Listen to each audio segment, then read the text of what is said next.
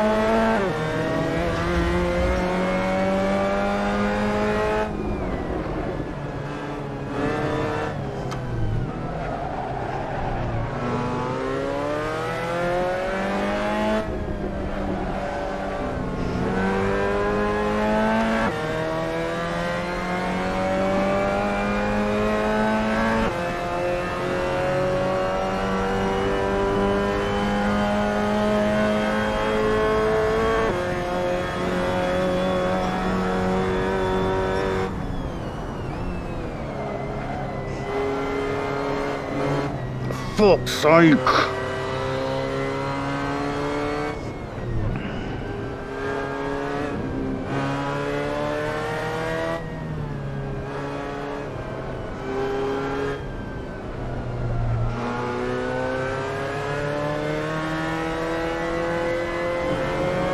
I need some fucking heat in these tyres, man. I cannot for the life of me figure out how to keep it there though.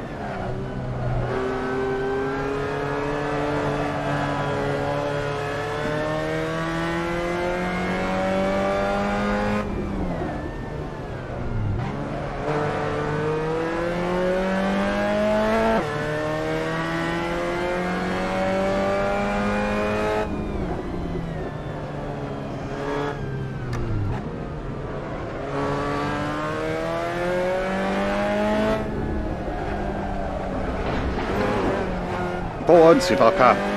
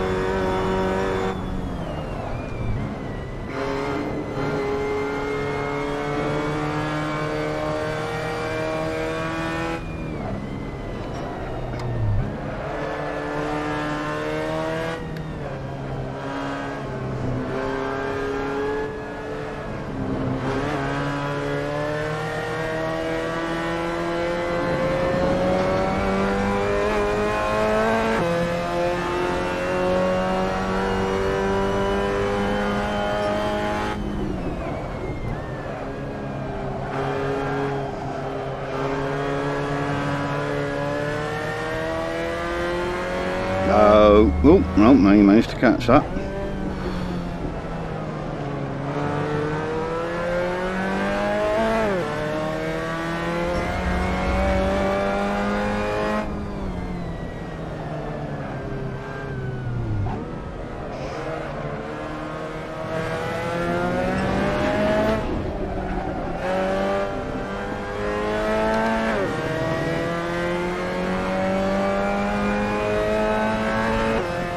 Sixth is not good enough. I'm as good as that Karim bloke.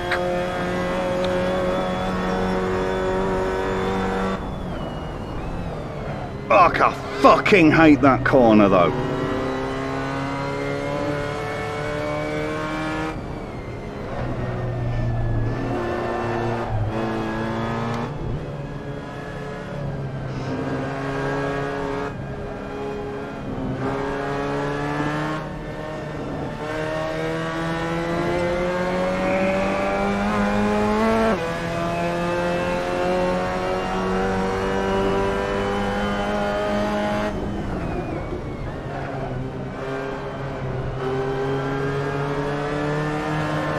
Fuck off, forwards, you twat!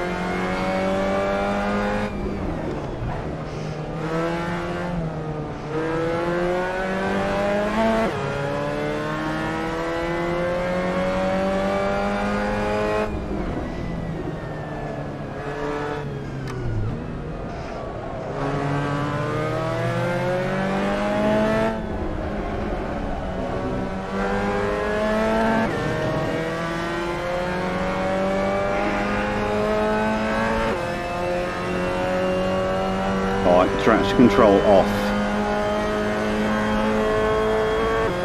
Or am I losing sick for the opportunity to come forth?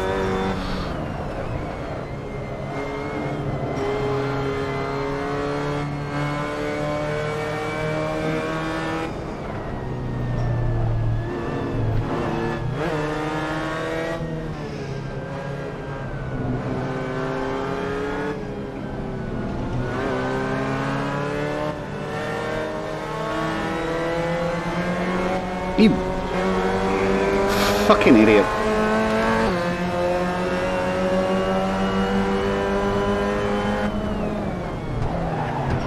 Well done, Daniel.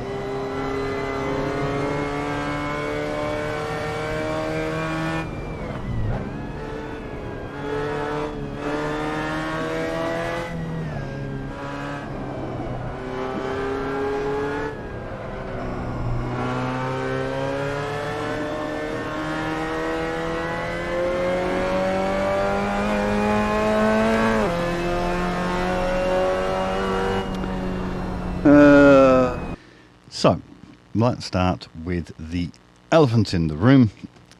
That last attempt by Daniel Fulton to overtake, and we're going to put that in inverted commas.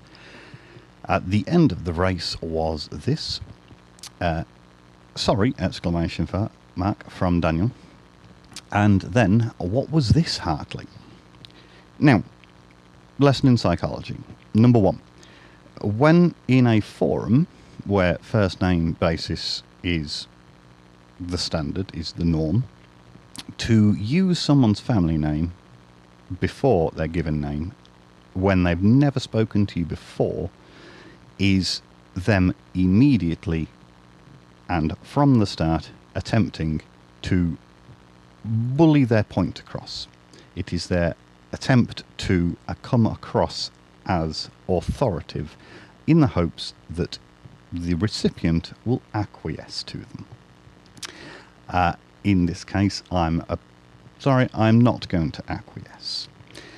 In the second point of psychology, when someone demands an explanation in a forum where waiting for an apology is the norm, before the recipient has even had an opportunity to apologise, that is because they know full well that an apology is not coming. And an apology, I'm afraid, is not coming. I don't owe him an apology for the fact that he tried to overtake and he came off the worse for it.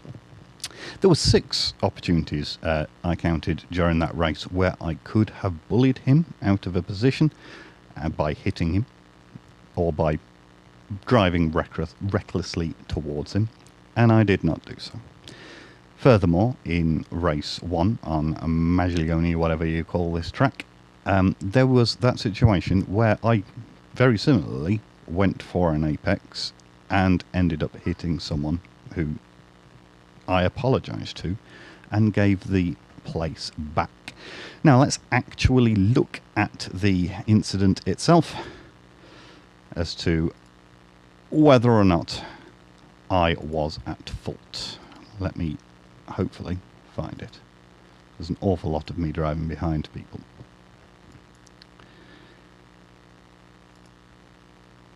Okay. Let's start from here.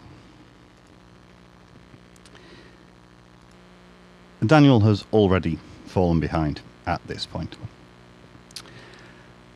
And that was due to his error. And maybe he is tilted by this. Now here, there is a guy who's slightly out of control.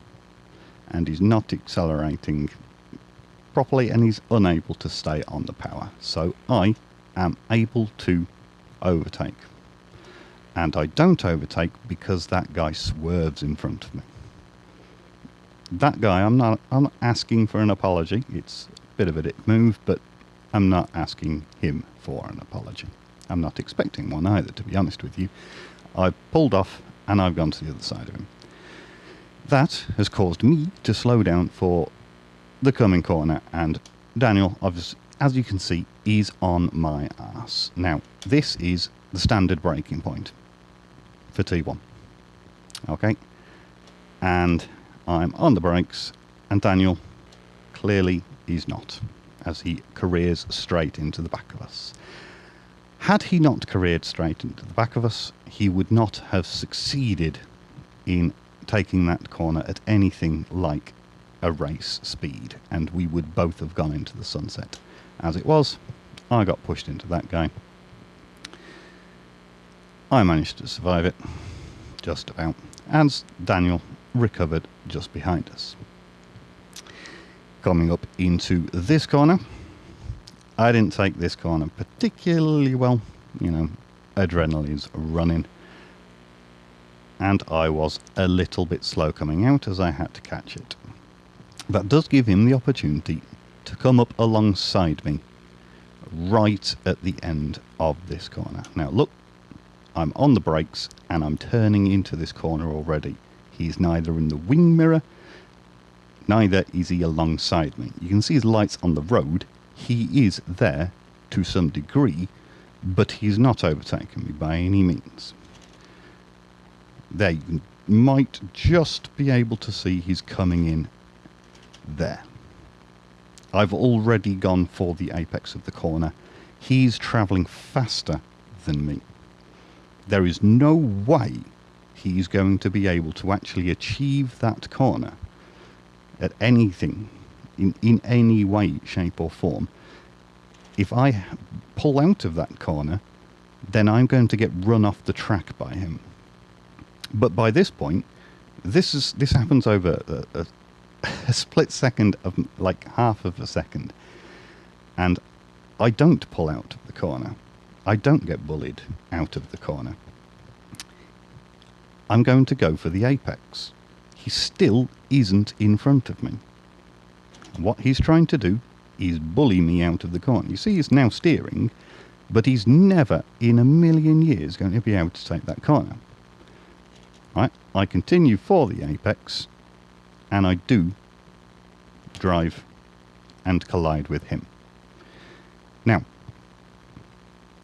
if I was alongside him and we were both nose to nose, right, level pegging into that corner, I would of course have given him the space. But the only reason he's there is because he is braked way too late for the corner, for the second corner in a row, and the only reason I am close enough for him to do that is because he's crashed into me once already. I've gone for the corner. I'm under control. I am well capable of controlling my car. He is not, and therefore he ends up spinning.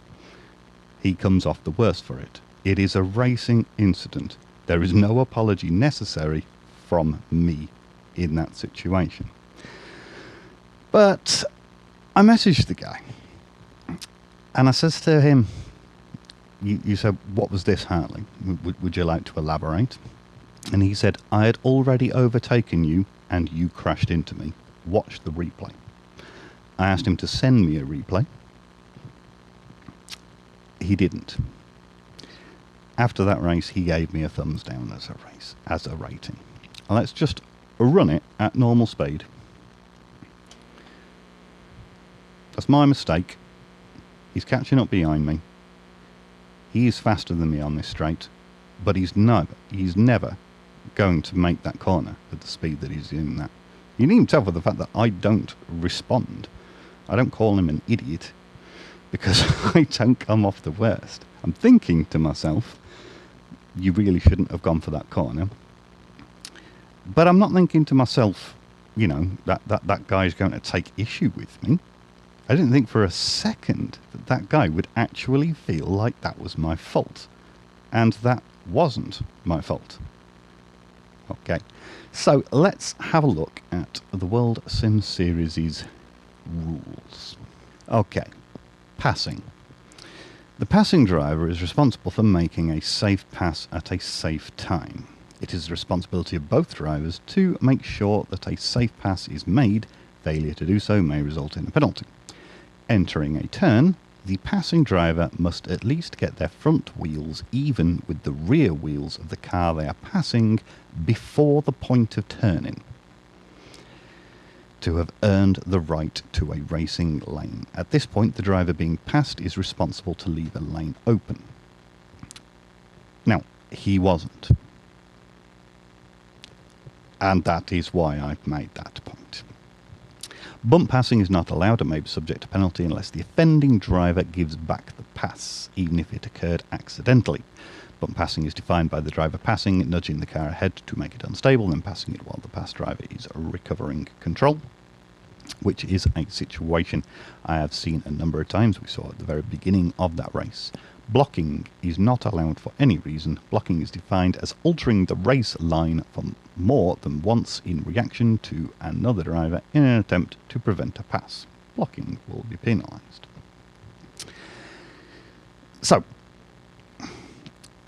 when someone is approaching an apex from the inside, and they have literally and very evidently not actually braked in order to be able to achieve that corner, the one who is on the racing line and is only being passed because they're braked sensibly and safely for the corner has absolutely no obligation to then just get bullied out of their position. Defending, let's not bother getting into this one too deeply. It's completely ahead of another on a straight. They're allowed to make only one move in any direction. I didn't even make one move. More than one change in direction is called weaving and is not permitted. I have seen plenty of weaving racing alongside another car. If two cars have any parts alongside one another, each driver must respect the space occupied by the other car. It does not matter who is ahead, not how far they are ahead. They may not initiate a move into the other car. Both drivers have the right to continue driving in a straight line unimpeded. Entering the braking zone. On a straight, a defending driver has the right to suddenly change direction, even using the entire track width, and they are fully ahead if they are fully ahead of the attacking driver. Sudden changes of direction just before or within the braking zone are not permitted. Now, let's get rid of that. And let's get rid of that. Now, I fully applaud Daniel's racing enthusiasm. I genuinely do. And the fact that he got into 23s and I haven't got into the 23s, I applaud him for making quicker progress in this sport than I. And I completely, honestly do congratulate him. But I don't congratulate someone whose idea of how to achieve a pass is by braking ridiculously and recklessly late and never being able to actually achieve a corner. There was no way on earth he was actually going to be able to achieve that corner, and one might argue that I should have actually braked a little bit more, backed a little bit out of the corner and just let him career off into the grass in front of me. I'm not going to do that. The reason I'm not going to do that is because it's the last lap. And I would have myself ended up getting pushed into the grass because he would have been pushing alongside me. He would have blocked me for the entire corner before then going into the grass.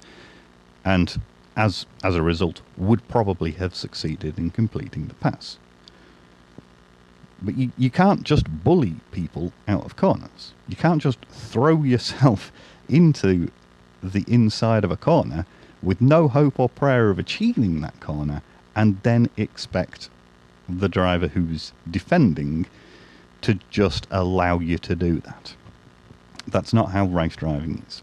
That's not how any situation should be. And I don't believe, personally, that anyone actually looking at that, if from an adjudication point of view, is going to feel like it was anything other than a racing incident. Now, the problem that I feel Daniel's got there is that he dove in to demand an explanation before allowing me to apologise.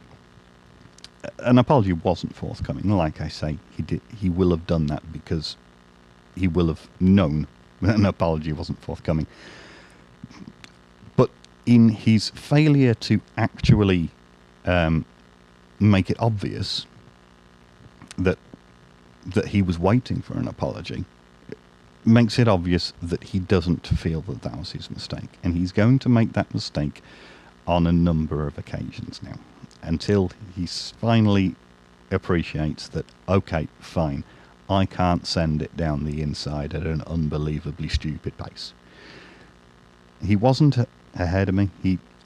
I didn't crash into him because he was right next to me. I turned into the corner and he wasn't alongside me. By the time I had got to the apex, he had then got alongside me. If you're going to try and take a corner at what is arguably about 20 miles an hour faster than the defending driver on a much, much steeper line, you're not making the corner. And so I didn't apologise that. And I've looked into it, and I've thought about it with a cool head. And I said to him, look, I am a placid driver, and I will apologise. And you will see from all the videos that have gone on that I am a placid driver. And I forgive people that have crashed into me all the time, and I don't demand explanations, and I don't rate them down when they do crash into me, even if they don't apologise. I'm afraid, Mr. Fulton, that was at best for you a racing incident, and had you done that in real life terms, you probably would have ended up getting penalty points to a racing license in that case. Anyway, for the rest of the race, a 24-1 or 24-1-7, I was expecting to be able to get better than that. I really, really wanted to get into the 23s. I feel like I can get into the 23s. I'm pretty evidently sure that I can get into the 23s. I don't feel like I'm at the limit of my talent, but I do feel like, particularly in this race and the previous race, I had too much adrenaline going through me at the time, too much testosterone, and I wasn't nursing and gentle enough on the accelerator. There was probably 3 places on my fastest lap where I could see that I had got too heavily on the accelerator. I really, really need to figure out, however, how to keep heat in the tyres on this particular circuit. The tight corner before the longest straight, the one in race 1 where I gave the position back, and Daniel took the victory on that one, by the way, Daniel. That corner, I'm pretty sure you could take that almost flat out if you've got hot enough tyres. Not quite flat out, but nearly flat out. Whereas I'm going around it half off, half on, in order to try and keep as much balance in the car as possible. Anyway, coming 6th with 8 points. I mean, better than no points. Certainly. There is one race where I got 0 points, so I'm going to do more races on this track. Maybe I'll meet Daniel maybe we'll race again. This guy, by the way, just in case you're wondering, has been negatively voted 4 times. And the only person to have ever had even anything wrong to say to me is this guy, who has downvoted me. Now, I've only been upvoted twice, I think. Yep, only been upvoted twice. But then, in fairness, I haven't done a million races. Anyway, very much for watching, ladies and gentlemen. I don't feel like I was at fault. I feel like he was at fault, as Sebastian Vettel would say, came at me like a torpedo. If you're going to make an attempt at an overtake, you can't make an attempt at an overtake and do it in a way that you are never actually going to achieve the corner. It is not a sensible and sustainable way to make an overtake, particularly when you crash into me to make me in the position where you could overtake in the first place. That's called bump passing, pal. All right, take care of yourselves, ladies and gentlemen. See you in a bit.